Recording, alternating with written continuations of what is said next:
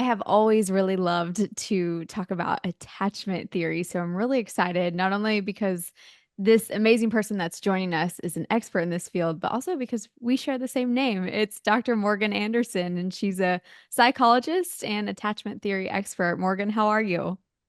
I am doing great. Thank you so much for having me. And yes, I love that we have the same name. That's awesome. Morgans are the best. If there's anything I've learned, Morgans are the best. So I agree. I feel like it's so funny. I know so many like strong, independent.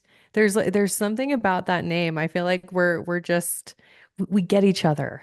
yes, we do. Yes, we do. I love it. Okay, I want to start kind of here at the beginning talking about what is attachment theory. Now, I'm super familiar with it. I've explored a lot of it in my own life, and I know a lot of different levels of this, but I know there's people out there that aren't super familiar. So, what is attachment theory, and what are the different attachments also? I love this. Yes, let's dive into it. And I always like to start out by encouraging people that this is not a way to judge yourself. It's not a way to label yourself. All of our healing starts with awareness and compassion. So, as I'm talking about attachment styles, I hope that you can just take that as learning and gaining awareness and not as a label. And then the other thing I want to say is that you can have more than one type of attachment strategy. So don't be surprised if you find yourself fitting into different styles. But to Love answer your that. question, going No, all the way I back like to the warning label on it. Just the as a preface. yes, it's good. Yeah. Attachment theory research started all the way back in the 1950s. John Bowlby and Mary Ainsworth, they were researching how children responded to their parents, and they used something called the strange situation where they would have the parent leave the room and they would see how the child responded when the parent left and then when the parent returned. And essentially, they were able to take this research and look at how we form and maintain bonds. So, your attachment style tells you a lot about how you show up in relationships. What do you do when you're stressed? What do you do when you need reassurance? What are your beliefs about relationships? What are your beliefs about yourself? There's so much that we can learn just by understanding your attachment style.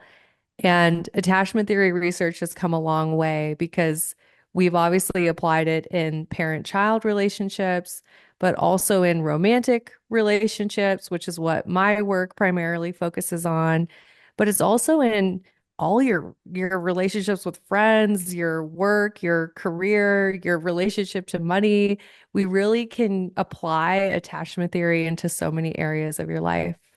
Oh, that's so interesting. I didn't even realize that people I know about the parent-child one and the relationship one, but hearing that it can also play out in financial situations in your career and stuff is really, really interesting. So, Yeah. what are those kind of different attachments then when we break down attachment theory? What are our kind of different subgroups within that? So there are four styles. We have anxious attachment style, avoidant attachment style, disorganized, and secure. And secure is where we all want to be. We'll talk about that, but that's the goal. And just to go through each of them in a short summary, we'll start with anxious attachment. At the core of anxious attachment is fear of abandonment and also the devaluing of self and overvaluing others. So it's really common if you have this style in your relationships that you're putting other people on a pedestal and you're probably not as aware of your own needs. You might be scared to set boundaries or to communicate how you feel because you once again have that fear of abandonment. And then the other thing about anxious attachment that I think is important is most people with this style have, I like to call it a reassurance bucket that has holes in it. Oh, So, okay. so no matter how much reassurance you're getting from your partner, let's say, you're not able to feel secure in the relationship. So if someone has anxious attachment, but they have a partner that's saying, "Hey, I love you, I choose you, I want to be with you," even if the partner's showing up and they're doing all the things, it's going to be really hard for that person to internalize the security and to internalize the reassurance. So they're kind of always waiting for the other shoe to drop. I am deeply familiar with the anxious attachment in the beginning of my relationships, early Mhm. 20s. So deeply familiar. So we've So got we know, anxious. yes. And anybody listening, it's like, okay, this is that person who, you're sending the 17 text messages when you don't get the response, right? And you're going in the spirals, predicting the worst case scenario. Yeah, I think a lot of us can relate to that, or we know someone who has experienced that. And then let's talk about avoidant attachment style. So, with avoidant attachment, you learn hyper independence as a coping skill. And what this can look like is really shutting off from your emotional experience and focusing on achievement and overworking. A lot of people that I meet with avoidant attachment, they kind of have that belief that they should just focus on their careers Okay. and Yes. Also and familiar with this one. right, right. And with avoidant attachment, there's fear of intimacy, fear of closeness, and some of those core beliefs can be I'm not a good partner. I'm going to disappoint the other person. Or it could also be they will disappoint me. If I open up, if I share with someone, if I depend on them, then I'm going to be disappointed. So, in order to maintain safety, they learn hyper independence as a coping skill. And this is Does that person. Oh yeah, go ahead. does the avoidant attachment tend to coincide with emotionally unavailable? Is that kind of a Oh, similar? absolutely. Okay. Absolutely. Because Yeah. I've had a lot of avoidant attachment partners, which was really fun for me as an anxious attachment. So also familiar with that one as well. And then we have the next one, which is disorganized. Yes, you got it. Okay. Okay. Absolutely. And what And is the, let's circle back to that too about okay. how anxiously attached people are drawn to well, we got to talk about that Oh too. yeah, So we'll that's come on my to it. list. Okay, good. But yeah, give me the, so then we have disorganized and we have secure attachment. Those are the other two. Yes. So break Yes. those down for me. Disorganized attachment is basically your pendulum swinging between anxious and avoidant, and you're simultaneously showing up with both of those strategies. This is a very painful attachment style. The core belief is, okay, I don't want to be abandoned, but I also don't want to be close to you. So if you've ever experienced a push-pull relationship Mm. dynamic, that was probably someone with disorganized attachment style. And you can kind of feel like, wow, I never know what I'm going to get with this person. They want to pull me close, but then they want to push me away. And with disorganized attachment, there's a huge correlation with early childhood trauma. Um, and it's really only about 5 to 7% of the population. But people who have disorganized attachment really know it because I mean they know that something is just not right in their relationships. It's really hard for them to maintain stable, secure relationships. And they just experience a lot of chaos and a lot of emotional dysregulation and also a lot of um, not having a cohesive identity, not really knowing who they are, kind of finding themselves to be shapeshifters in their relationships and trying to meet their partner's needs. I could go on and on. This was my attachment style for a long time. So Oh, I wow. really have so much compassion for people with disorganized attachment style because I know how painful it is. Um, Yeah, and I should say, that's tough too because uh, the lack of identity is really hard. That's the thing that you have to really work on, just overarching for your entire life. So then knowing how it's impacting your relationships can be really tough. it is. And I think what I wanted to say, this is part of my preface, but I'll say it now, is that you can always become securely attached. I feel like it's important to know if you're relating to this, I want you to know you can rewire your brain. So I'm Well, evidence of that. And that is my kind of next question. So, secure attachment is the one we all want to be. I'm lucky that I have been able to go from an anxious attachment to a secure attachment with a lot of work. But what are some steps for those who are any of those three that we just discussed to become the secure attachment? Like, what are some first things that they need to do? What do they need to address? Look inward. What are those things that you would encourage right off the bat? I love that you're asking this. And I think it's so wonderful that you've also had that experience. And I think the more models people have that they can see, oh wow, people can change and they can go on to have these healthy relationships no matter what their past has been. Like, we just need as much of that as possible in our world. So I'm really happy that's your story. Um, the first thing is awareness, and we're doing that right now on this episode. Yeah, we are. So, yay, gaining awareness of what your attachment style is. So where you're starting from. I actually have a great quiz which I can give to you to share with your audience. Please do. But yeah, it'll tell you the percentage you are of each style. So maybe you're 75% avoidant and 25% secure, or you could have a mix of more than that. But just knowing where you are is step one. Um, the next step is really understanding where it came from, because I always tell people we're really only able to let go of our trauma and to let go of our current survival ways of being, which that's all your attachment style is. It's your current way of surviving in relationships. We're only able to let that go once we understand the root and we know where it came from. Mm. Which is really difficult because the root is often something that we don't want to face. Right. And that's why, I mean, I'm sure, going through your work, you didn't do it alone, is my guess.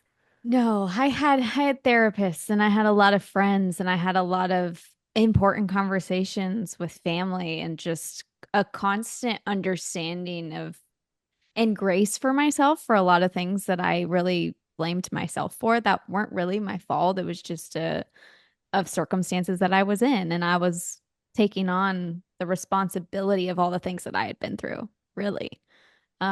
So yeah, it was not just me, it was multiple people that helped me find that and going through multiple different types of relationships to understand how I am in relationships. I love that. So, absolutely, if you're listening to this and you're going, okay, so I'm getting the awareness piece. Oh, wow, I need to go back to the roots of where this came from. Don't try to do it alone. Go get a therapist or seek out a coach, but don't try to do this alone. And I love that you mentioned the people in your life as well and having different types of relationships. That is all key. And then the third step, now that you have support, what I really recommend people do is you need to start rewiring your belief systems, Mm, your relationship belief systems, and also your beliefs about yourself. Because we all okay. have these unconscious beliefs about how we are supposed to be in relationships in order to be loved, Does right? this mean kind of taking down some of those unhealthy thought processes that we've had in scenarios like with relationships and the negative self-talk, not only to ourselves, but with a partner? Absolutely. Mhm.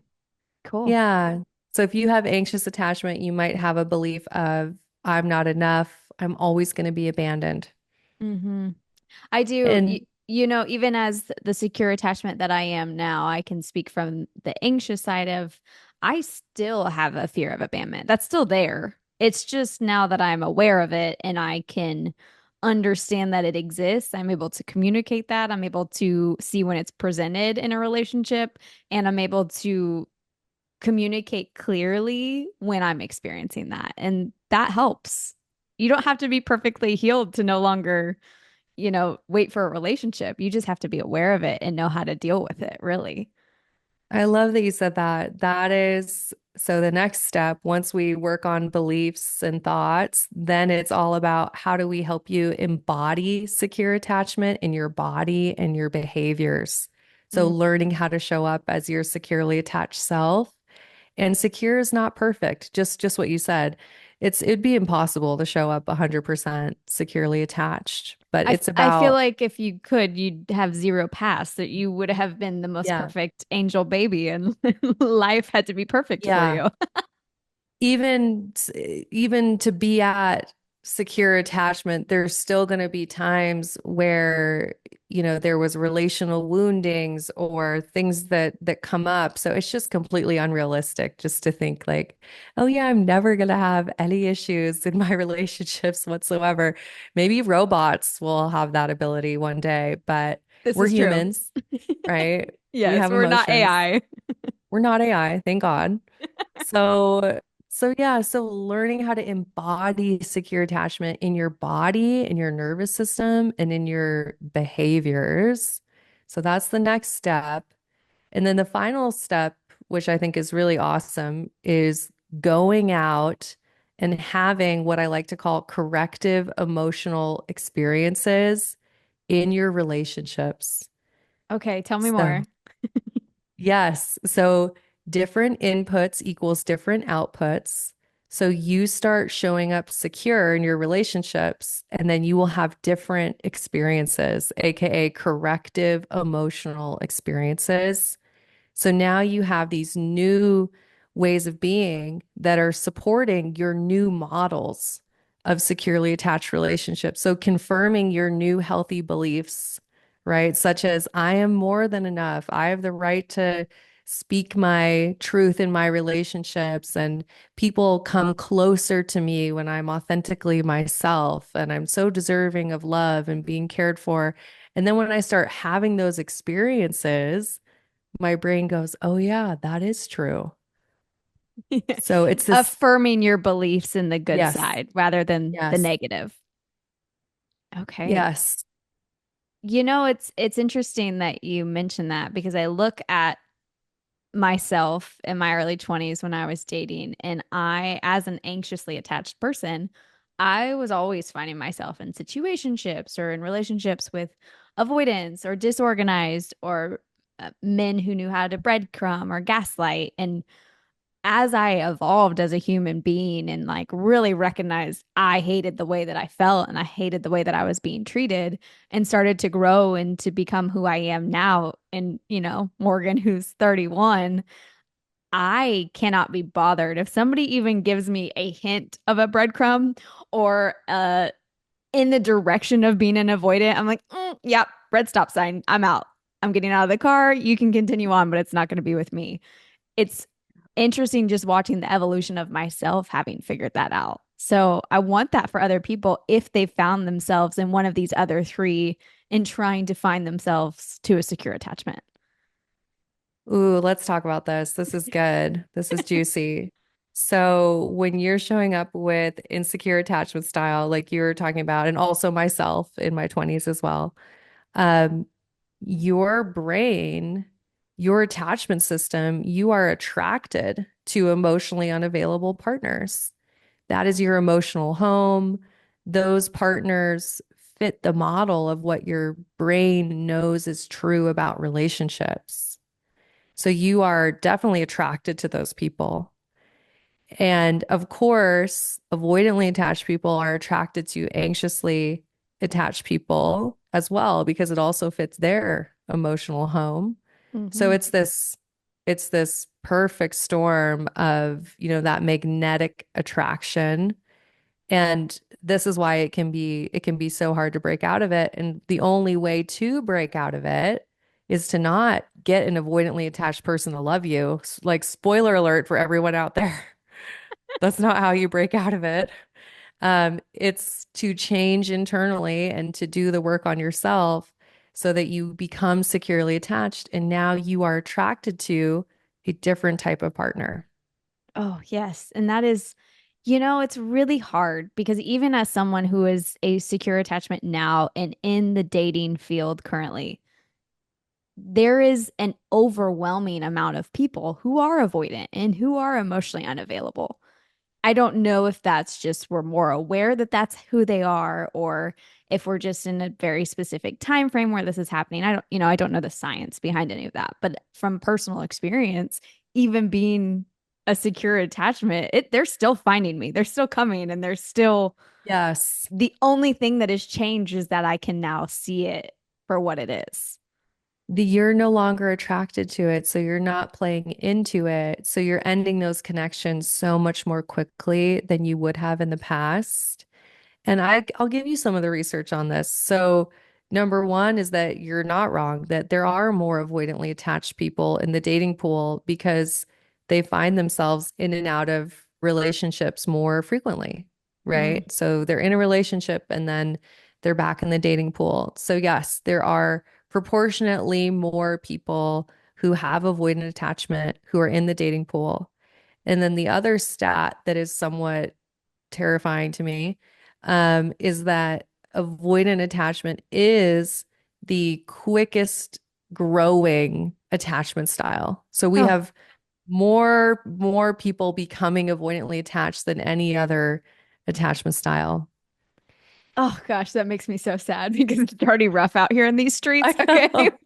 We don't need to make it worse. But But I it's do no, go there ahead. is hope. There is hope. I want to get Okay. to the hopeful part, but we could talk about this more.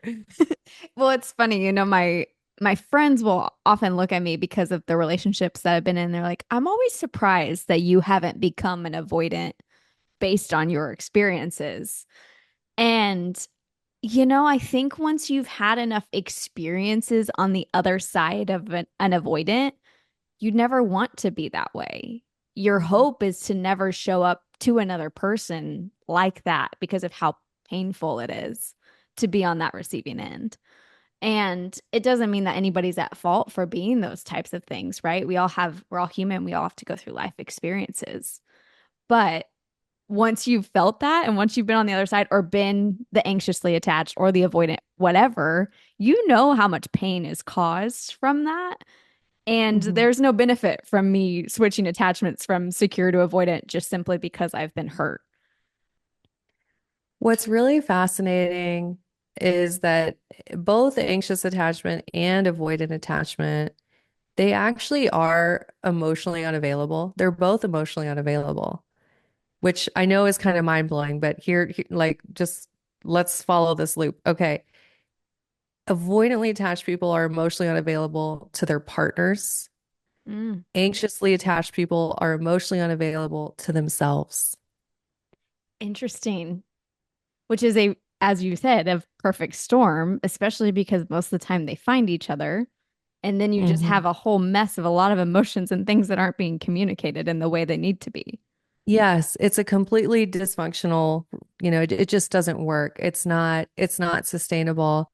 Um, Do you and think it's ever possible staying kind of in this loop for an avoidant attachment and an anxious attachment to be together long term and it actually kind of work itself out? yes, I've seen this happen. I've helped couples through this, and I will tell you how it's possible is if both people realize how they're showing up to the relationship is not working. And both people want to take ownership of their individual contributions, and they also want to show up and work on the relationship together. So Mm, essentially, it takes a lot of awareness, it takes a lot of willingness to work on themselves and then to also work on the relationship. But it is absolutely possible. But I think about the term capacity a lot. And some people that can have the awareness, so maybe they know this isn't working, we got to change things, but they simply may not have the emotional capacity to actually do the work. So mm, I caution anyone of just because someone says they want to work on something, you have to look at their actions and be honest and say, are they really showing up for this? mm-hmm. Right? Are you the one that's booking all those couples therapy appointments and dragging them there? Like, in order to really heal that kind of dynamic, both people need to be invested. Do you often feel like with any of those three attachment, the anxious, disorganized, or avoidant, that capacity is often kind of at the forefront, that they don't have the emotional capacity to work on it if it's someone who just kind of stays there and isn't actively trying to become a secure attachment? Yeah, capacity is huge in terms of the willingness to look at themselves and the willingness to do the work. I think we're really fortunate in that we live in a time where there is so much out there now about doing the work. So Yeah. there's kind of this awareness of, wow, we if we want to have different types of relationships, we know we need to work on ourselves. But really, some people just aren't ready. Some people, they haven't experienced enough pain. They're not Mm. really motivated yet. Some people they simply are too much into their trauma and the coping that they're using is numbing themselves too much and they're just not ready to face it. So we can't force people to do the work.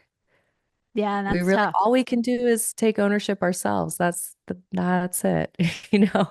Yes, because I also imagine you see a lot of people with those types of attachment styles, like the partner who's trying to fix them and trying to encourage them and say, I know this is happening.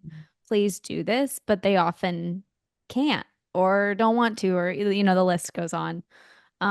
So I can see how that can be super damaging and how then you have people who are very healthy who go, never mind, I'm gonna now be an avoidant because I don't want to do Yeah. this.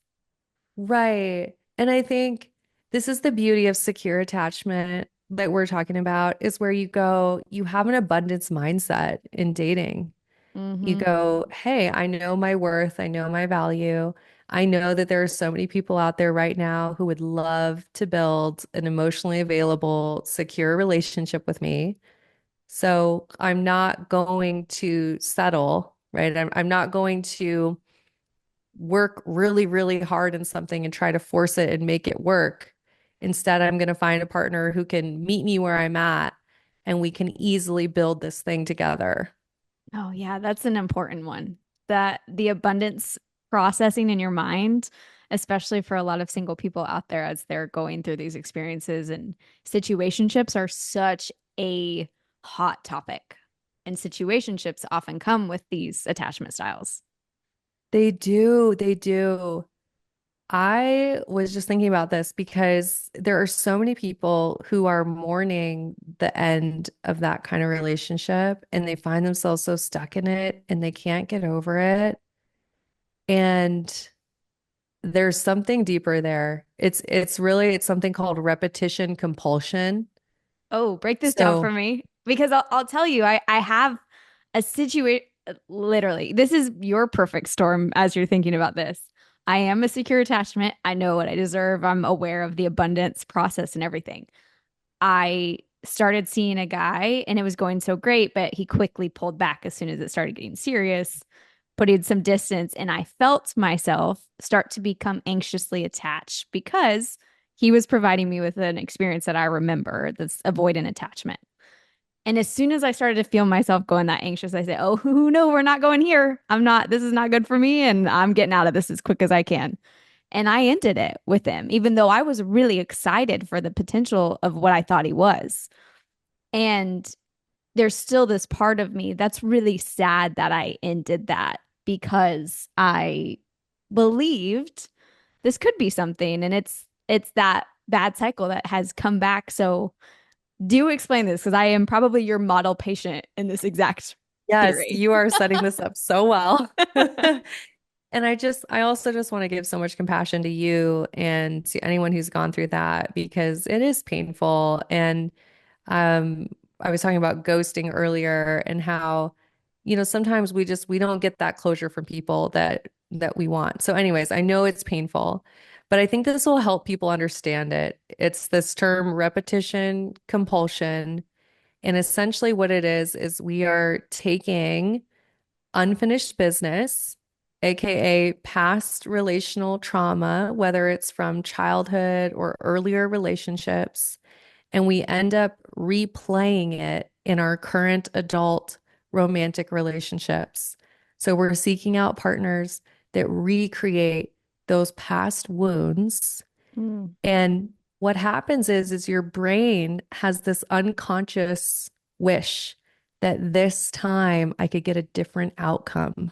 Oh yes, that's it. That's the burn. You found it. Yeah.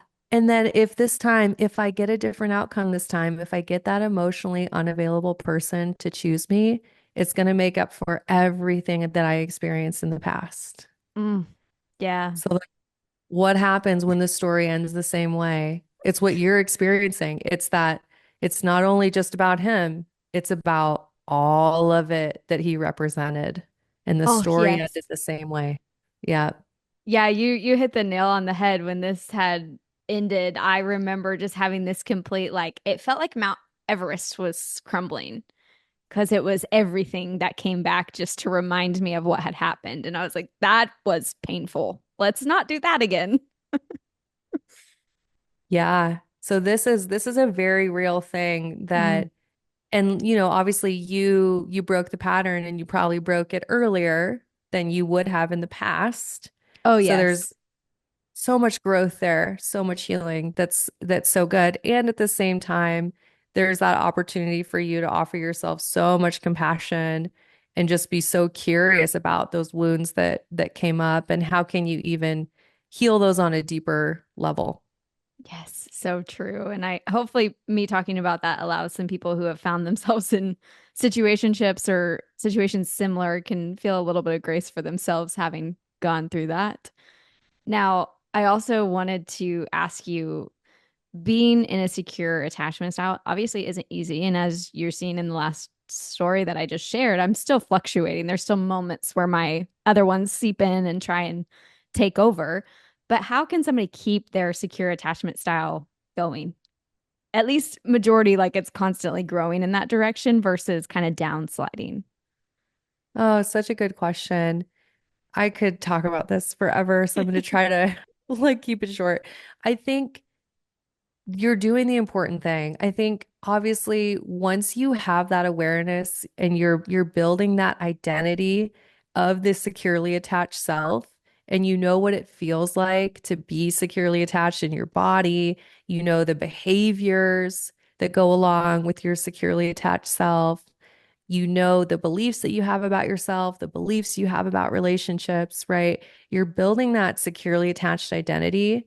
So once you have the clarity, it's just about showing up that way as much as possible Mm. as much as possible. And there's two ways to show up that way. Number one is preventative, right? So like, and this is the maintenance to help you show up that way. So if I'm thinking about preventative work, I'm thinking about what's your self-care routine? How are you talking to yourself? What are the ways that you're showing yourself that I'm enough and I'm worthy of being taken care of? What are the ways you're working on your mindset, your abundance? Do you have a good morning routine, evening routine, right? Anything that you're doing to regulate your nervous system that helps you show up as your secure self. Do you Mm. have things like that, Morgan, that you Oh know that yeah. help you? Oh yeah, I've figured out my self-care and how important, going to the gym and exercising is getting out and walking, not being on my phone first thing in the morning. There's tools I have in place, and when I don't do those things, I feel that. I feel the repercussions of that for sure. Absolutely. And for me, a lot of it is about how do I calm myself at the end of the Mm. day. I'm a hot bath girl. Like I have to take a hot Okay. bath at night. I Okay, we have love to that. do my reading instead of watching TV. I've learned things about my nervous system. And when you have a regulated nervous system, it's so much easier for you to show up as your securely attached self Mm. because instead of reacting, you're responding. You get to embody your secure self, right? So that's we love preventative. We love self-care. We love having a regulated nervous system. Love that. And then if we find ourselves in our insecure attachment and we find ourselves reacting, the best thing we can do is learn how to move ourselves back to secure as quickly as possible. So that's something I teach all my clients, and I can kind of I'll try to sum it up for you. Essentially, it's learning how to be really aware of how you're showing up. So that self-awareness piece. Mm. Yeah. No, like noticing when you're showing up in your insecure attachment, and then speaking to yourself with so much compassion and understanding. So maybe it's that urge of, oh my gosh, I want to send this guy a paragraph long text message and I want to go off and, have this anxious spiral come out. And instead of sending the text, it's about you noticed it, you're in your anxious attachment. How do we now breathe and show up with so much compassion and just go, oh, wow, you must be feeling really scared and you must be having some fear of abandonment right now. And I'm noticing that your anxious attachment response is coming up. And I just have so much love and compassion for you that that's how you feel like you need to respond right now. And I just want you to know that I love you and you're safe, right? You'd be saying Mhm. that to yourself. So when you were talking about all of that, I realized that when you said there's these two kind of sides of the preventative and then what's happening, that's so important. Now that you talk about the what's happening side of it, the preventative is going to allow you to have that self-love and self-respect to work through those things. And that's so Absolutely. awesome that you shared that because I watched what you were talking about happen as you were sharing it. I'm like, oh, this is why you do the preventative things and take care of yourself. Yes. The more you take care of yourself, the more calm your nervous system is, the easier it's going to be for you to realign to your securely attached self. Mm. So they go so hand in hand. Oh man, I so hope that anybody out there who's experiencing any of the other attachment styles can hear this and be like, that's where I want to be and this is how I can do this. That's the goal. Everybody wants to have relationships. We're all human and we want to be connected, but to do it in a very secure and healthy way is very important. It is. And I think I just want to give people hope that it really is possible for you. And I think, as someone who experienced my own childhood trauma and going through really toxic relationships in my 20s, then to now having done this work and find myself in a really healthy, loving, secure relationship going on over 3 years now, getting married next year. Yay, Like, we love that. We love hope. yes, right, right. It's like it really is possible. And I think if me in my 20s could see me now, I just don't even think that I ever thought that this kind of relationship was possible for me. But it really is. I don't want anybody to go, "Oh, it's possible for her, but not for me." Like no matter what you've experienced is possible for you. When you did find this, who I imagine is kind of your man of your dreams now because you've put in so much work in coming from the attachment style that you did, even though you were secure, I imagine when you met him, were there struggles for you in fighting against that old attachment style that you had? I'm so glad you asked this. This is a really good question.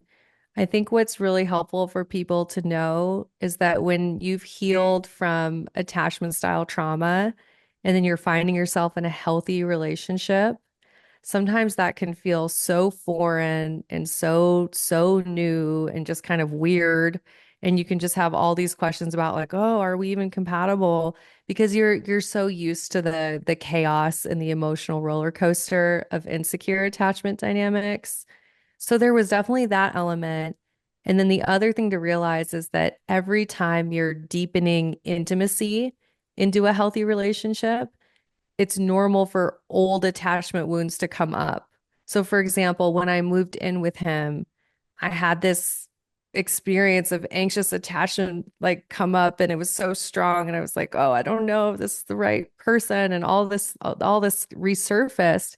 It's because I was deepening the relationship. But Mm. when you know that and you're prepared, that little spiral can be a 30-minute spiral instead of 3 months. Mm-hmm. Right. So it's And running all, away. yes, instead of running away. If I hadn't healed, if I hadn't learned how to move myself back to secure attachment, I absolutely would have sabotaged my relationship by now. I would have found a way to push him away. I would have run away. But the fact that I now know how to hang out in secure attachment, I get to be in this healthy relationship and not sabotage it. And probably as an expert in your field as you are, you probably wouldn't say this is the most healthy way to do it, but the way that I've helped allow myself to come to terms with it when I am in a secure environment, I'll just kind of giggle it off and be like, I have trust issues. This feels weird for me. And I'll just try and like allow myself to process it in a way that makes it feel a little bit lighter instead of so heavy of like, oh gosh, I have so many things I have to work through. I'm like, no, I have trust issues and I see you and this hurts, but I'll figure it out kind of thing. It's probably really unhealthy. No, I think we have to learn how to tell a narrative about what we're going through in a way that helps us accept it and move through it. So if having some humor is helpful, then by all means, I think that's great.